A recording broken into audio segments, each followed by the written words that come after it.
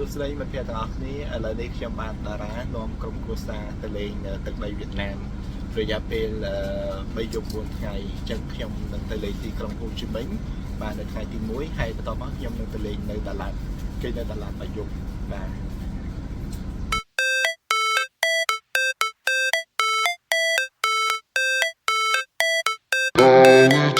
បាទឥឡូវនេះបន្ទាប់ពីបាន check in ស្ថានភាពរួចរាល់ហើយឥឡូវនាំប្រពន្ធហើយនឹងកូនមកញ៉ាំ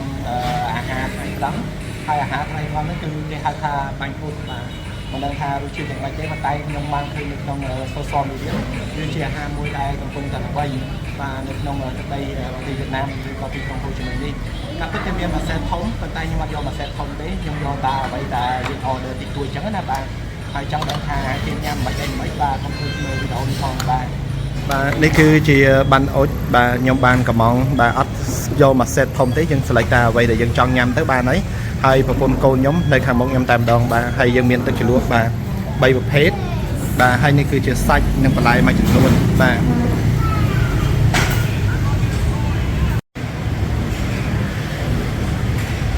បាទនេះគឺជាបាញ់អូចបាទដែលយើងបានកំងមកដល់ហើយបាទអញ្ចឹងយើងនឹងខ្ចប់ញ៉ាំដូចណែមអញ្ចឹងបាទ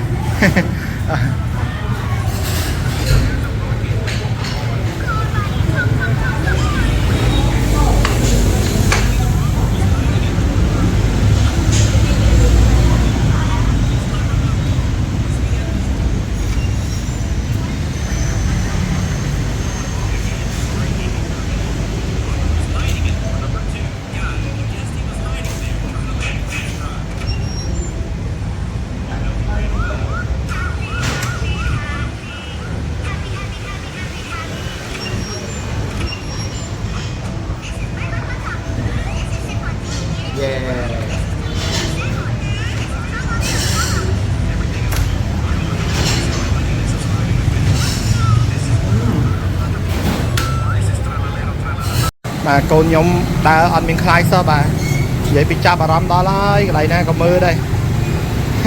តពីញ៉ាំបាយហើយមិនញ៉ាំបាយហើយញ៉ាំអាហារសម្រន់ថ្ងៃត្រង់ហើយឥឡូវនេះគង់ចង់ទៅកាហ្វេ apartment បាទហើយយើងនឹងហៅតាម Grab ដើម្បីងាយស្រួលនៅក្នុងការធ្វើដំណើរបាទពីនេះទៅកន្លែងកាហ្វេ apartment ខ្ញុំឆែកឲ្យតម្លៃប្រហែលជា40000ដុងបាទពីបាមឡៅទៅកន្លែងកាហ្វេ apartment បាទបាទឥឡូវនេះពងដើរទៅរកកន្លែងចាំឡានដើម្បីងាយស្រួលក្នុងការហៅកុំឲ្យប្រច្រាស់ទឹកដៅអញ្ចឹងណាបាទក៏ពិតទៅ farm ឡៅនេះវាជាតំបន់ដែលខ្ញុំធ្លាប់ធ្វើការធ្លាប់នៅពីមុនដែរអញ្ចឹងណាបាទអញ្ចឹងតទៅបានហៅ Grab មកឥឡូវពងនៅក្នុងឡាន Grab ហើយមកលោកកូនខ្ញុំបាទឥឡូវពងទៅកន្លែងកាហ្វេ apartment បាទដើម្បីទៅមើលនៅជិត City Hall ហើយជាមួយនឹងកាហ្វេបាទសាកល្បងកាហ្វេនៅវៀតណាមបាទទីផុតបានមកដល់ហើយកាហ្វេ apartment បាទឃើញថាថ្ងៃនេះមនុស្សច្រើនមែនតើបាទតាំងគេទាំងខ្ញុំបោថតទាំងអស់គ្នាហ្នឹងបាទថតរូបកូនលេងនៅឥឡូវអត់ទាន់ឡើងទៅអាគារកាហ្វេ apartment អីហ្នឹងទេបាទទៅនេះសិនទៅមាត់ទន្លេសិនដើម្បីថតរូបលេងនៅខាងក្នុងសិនហើយអាគារខាងក្រោយខ្ញុំហ្នឹងគឺជាអាគារសាលាក្រុងបាទហើយខ្ញុំអត់ទាន់ទៅក្នុងដែរបាទកំពុងដើរលេងទៅតាមផ្លូវបាទឆ្ពោះទៅកាន់មាត់ទន្លេនៅខាងមុខសិនបាទ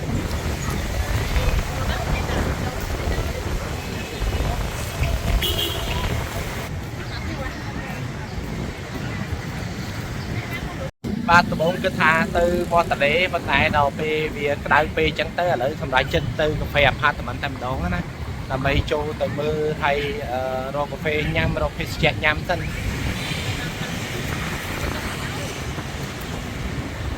បាទឥឡូវនេះពងដើរមកកាន់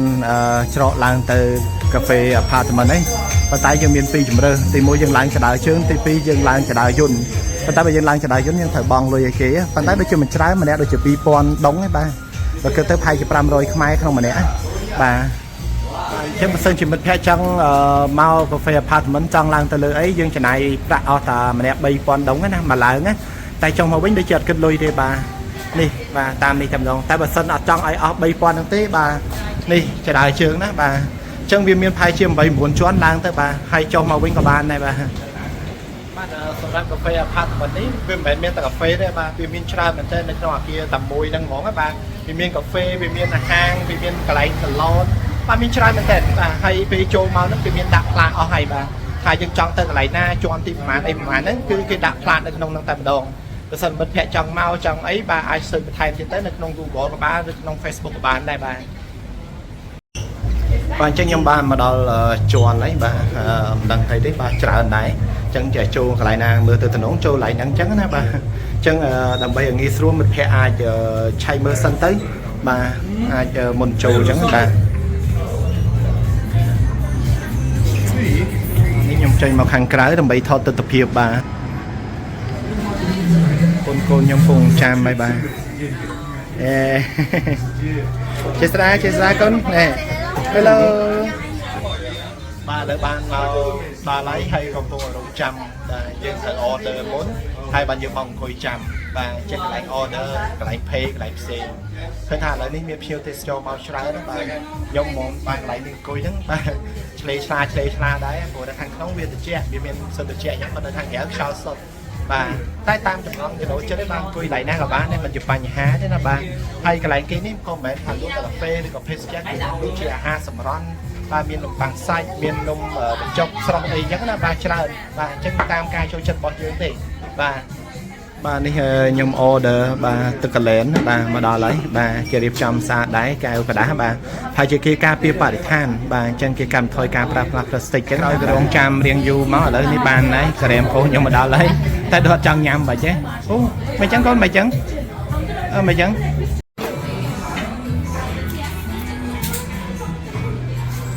បាទឥឡូវនេះខ្ញុំចុះពីកាហ្វេ apartment ហើយបាទ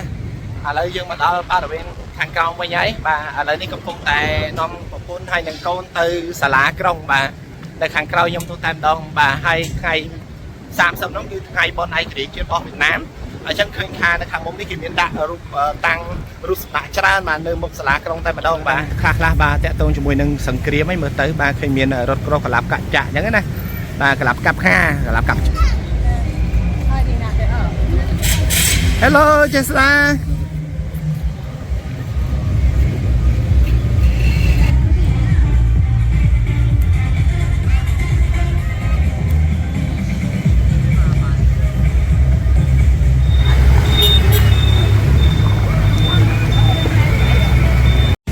បាទនៅពេលនេះខ្ញុំទិញសបតបាទដើម្បីឡើងជិះឡានដើម្បីមើលទីក្រុងអញ្ចឹងបាទអញ្ចឹងតាក់ទងមួយសបតហ្នឹងគឺមនុស្សធំ$7ហើយសម្រាប់កូនក្មេងគឺ$5ណាបាទ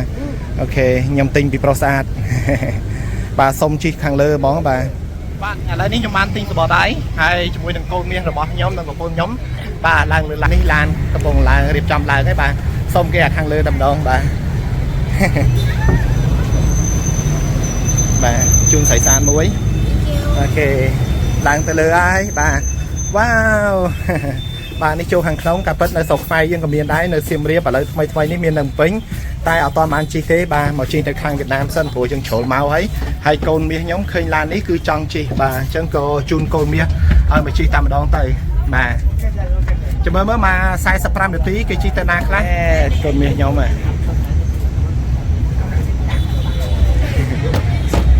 ស្អីដល់ឲ្យកូនមាសខ្ញុំបាទនោះបាទកំពុងរងចាំបន្ថែមទៀត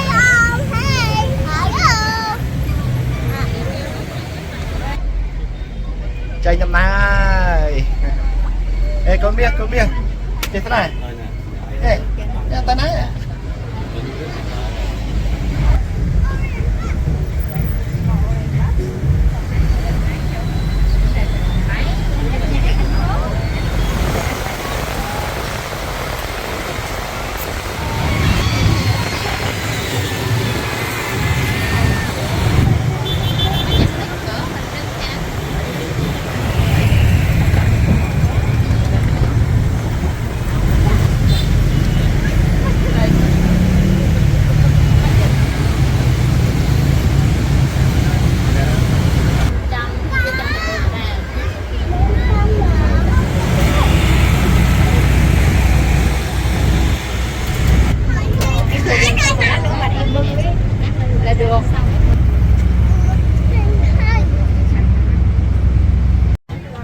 ba đã đi bắt đầu pi chân này pi chân mà máu máu ở đây khơi tha lán có ba mà đo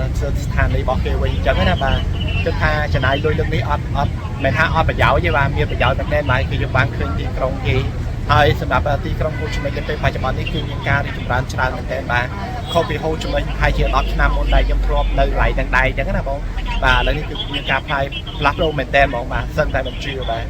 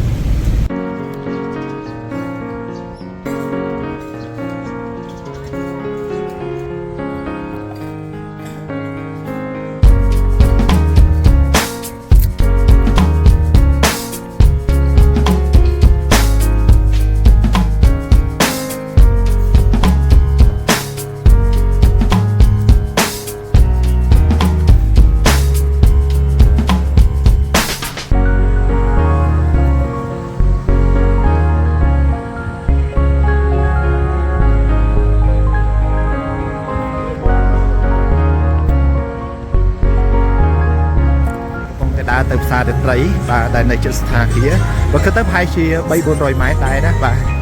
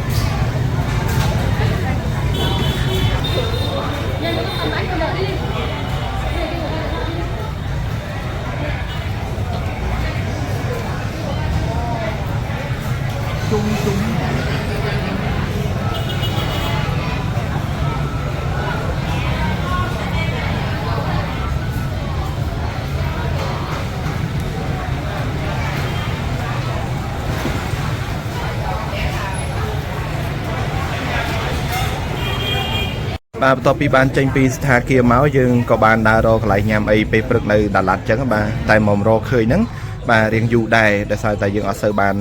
ស្គាល់ទីតាំងហើយណាមួយគឺរកទីតាំងដែលស្របផ្លូវដែលយើងត្រូវទៅចឹងហើយឥឡូវនេះខ្ញុំ order មាន2ប្រភេទបាទមានកាទៀវហើយនិងកាទៀវបាញ់កាញ់បាទសាច់ជ្រូកហើយបន្លែដែលគេឲ្យយើងមានប្រមាណដីមានសាឡាត់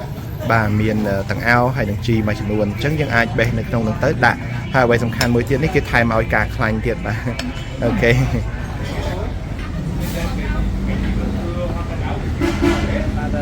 ខ្ញុំបានមកដល់ហាងកាហ្វេមួយដែលជាហាងកាហ្វេដ៏ល្បីដែរបាទសម្រាប់នៅខាងក្រុងដាឡាត់នេះហើយការរៀបចំរបស់គេបានខ្លាំងមែនទែនបាទប៉ុន្តែយើងចូលមកនេះយើងត្រូវចំណាយលុយ8ដងបាទប្រហែលជាអាចថា$4តិចតួចឬក៏ក្រោម$4ដើម្បីយើងដូរបានជាសបតហើយសបតហ្នឹងយើងចូលមកដល់ខាងក្នុងនេះគឺយើងអាចបដូរបានជា drink មក drink បានដែរទេសភាពរៀបចំនៅកន្លែងនេះស្អាតមែនទែនបាទអញ្ចឹងចាំមើលនៅទិដ្ឋភាពទាំងអស់នេះនៅក្នុងវីដេអូរបស់ខ្ញុំបាន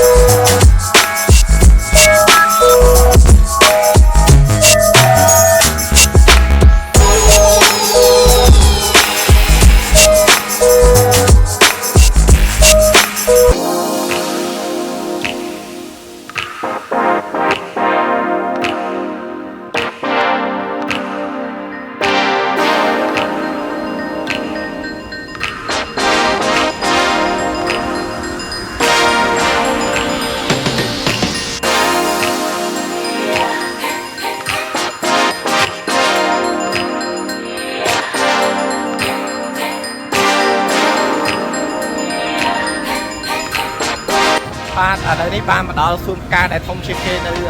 ទីក្រុងដាឡាតហើយបាទយើងហៅថា Flower Garden ដាឡាតបាទនៅខាងមុខនឹងតែម្ដងបាទ